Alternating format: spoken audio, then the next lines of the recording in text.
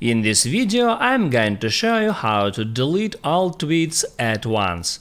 That is quite simple and easy to do, so let's begin. And first open up Twitter application, then here tap at your profile picture and tap at profile to actually open up your profile and see all of your tweets. So now to delete one single tweet, all you have to do is just hit there on three dots just next to the exact tweet and here select delete tweet. Then hit on delete and as you see the tweet has just been removed.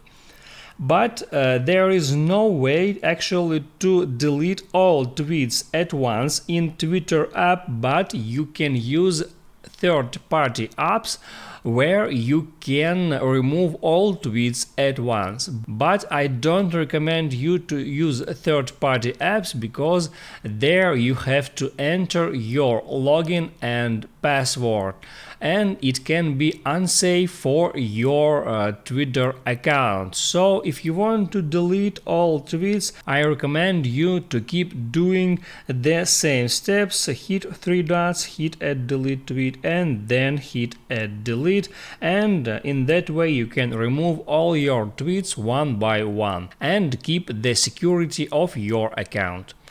That's how it works. If this video helped you out, don't forget to like and subscribe.